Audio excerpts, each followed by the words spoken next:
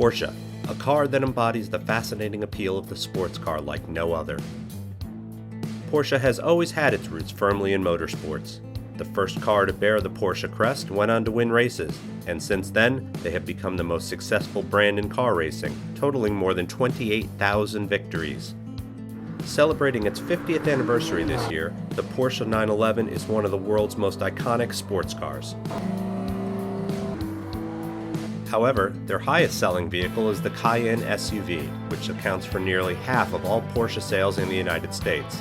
First unveiled in 2003, it was the Porsche that nobody could imagine.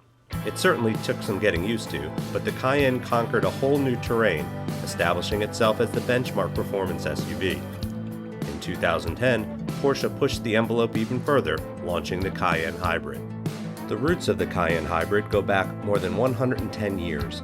Crazy as it may sound, back in 1900, Ferdinand Porsche, the father of the Porsche brand, introduced the loaner Porsche electric car at the World's Fair in Paris.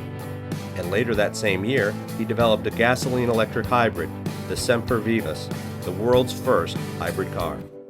On Thursday, May 16th, students in the Robotics and Programming classes at Lawrence High School were able to experience the new Porsche Cayenne Hybrid firsthand. Michael Sarro, a certified technician with master status from Porsche of Princeton, came to speak to the students about the technology in the Cayenne Hybrid. That's how the system gets charged. Off of the engine, it gets decoupled. It's got to decouple it almost like a clutch assembly. It decouples, and you can actually, if you're sitting there and you're idling the car in the combustion motor, and the battery has enough, it shuts the combustion motor down.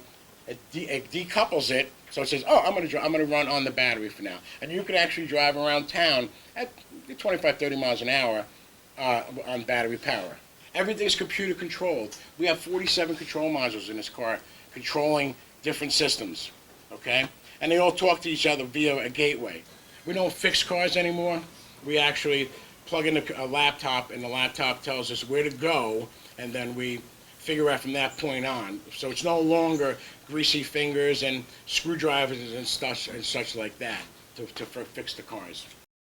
After fielding questions from the audience, Mr. Sarro took the students outside to look at the 2013 Cayenne Hybrid that he brought. So you need a cherry picker. You know, take an engine out of the car, it's the same thing you have to use. So if this breaks down, you have to call the Porsche guys to... If the battery goes dead, yeah. There's a high pressure, high voltage lines come through.